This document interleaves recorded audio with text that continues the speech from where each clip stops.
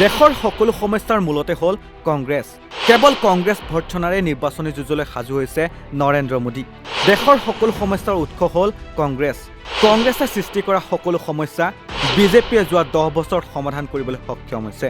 এনে মন্তব্যৰে কংগ্ৰেছক আক্ৰমণ কৰি আগন্তুক লোকসভা নিৰ্বাচনৰ যুঁজলৈ সাজু হৈছে দেশৰ প্ৰধানমন্ত্ৰী নৰেন্দ্ৰ মোদী। সোমবাৰে মহাৰাষ্ট্ৰত নিৰ্বাচনী সভাত অংশ লৈ দেশৰ সকলো সমস্যাৰ বাবে কংগ্ৰেছক জগৰীয়া কৰি জনগণৰ ওচৰত ভোট ভিক্ষা কৰে মোদীয়ে।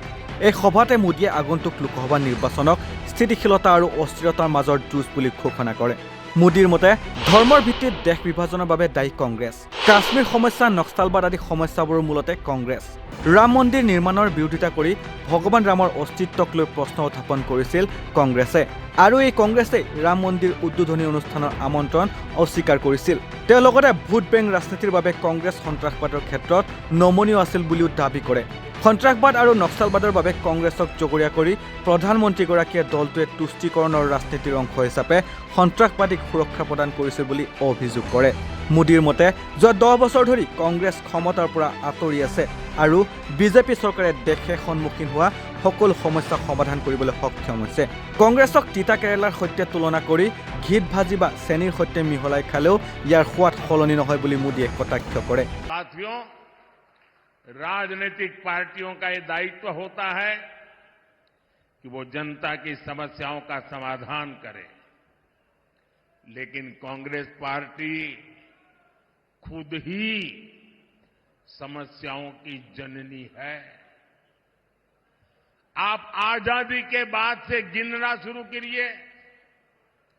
देश का विभाजन हुआ, मजहब के नाम पर ये विभाजन किसने करवाया?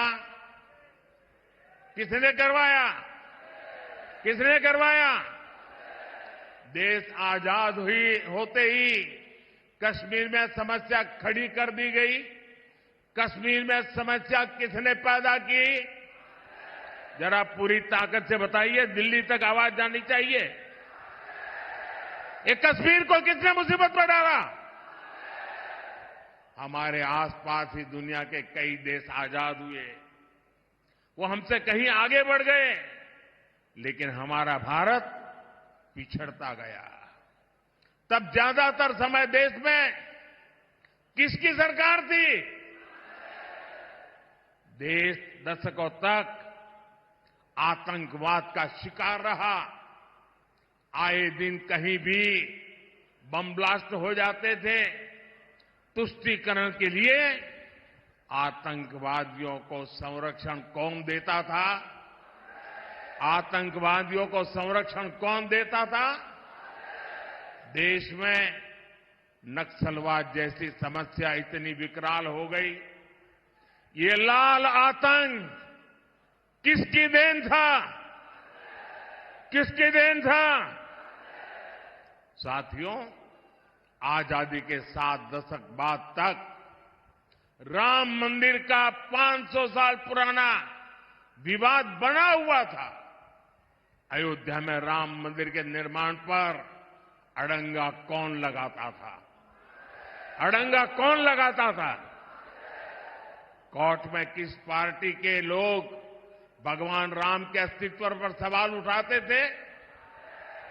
कौन सी पार्टी के वकील सुप्रीम कोर्ट में जाकर कहते थे कि राम मंदिर पर फैसला न सुनाए? किस पार्टी ने राम मंदिर प्राण प्रतिष्ठा आयोजन का बहिष्कार किया? किस पार्टी ने दशकों तक बाबा साहब आंबेडकर को भारत रत्न नहीं मिलने दिया? इतने दशकों से हमारे लोग पिछड़ा वर्ग आयोग को संविधान का दर्जा देने की मांग कर रहे थे। किसने पिछड़ा वर्ग के साथ धोखा किया? हर बात का जवाब एक ही है। एक ही है कि नहीं है? एक ही है कि नहीं है?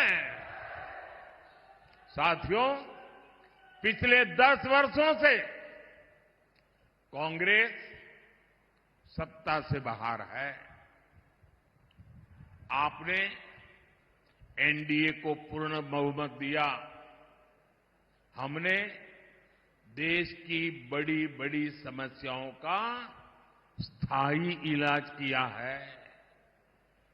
आज महाराष्ट्र ही नहीं, बल्कि पूरे देश में नक्सलवाद कमजोर पड़ गया है। जो गढ़चिरौली नक्सली हिंसा के लिए जाना जाता था, अब उसकी चर्चा विकास और स्टील कंपनी के लिए हो रही है। हमारा गढ़चिरौली अब फौलाद सिटी बनने जा रहा है।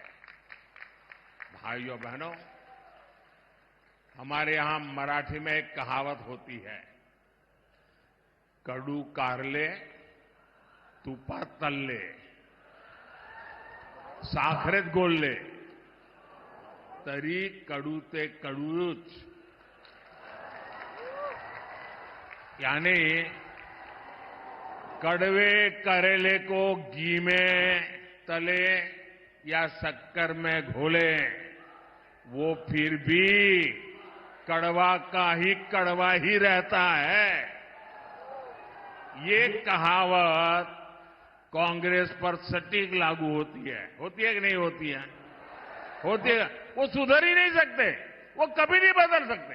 এতিয়া এনেদৰে সকলো সমস্যাৰ মূলতে কংগ্ৰেছ দলক সজাই নিৰ্বাচনী প্ৰচাৰ চলাই ভাৰতৰ প্ৰধানমন্ত্ৰী নৰেন্দ্ৰ মোদীয়ে। নেক্সট ডেস্ক ৰিপৰ্ট, নৰ্থ ইষ্ট নাও।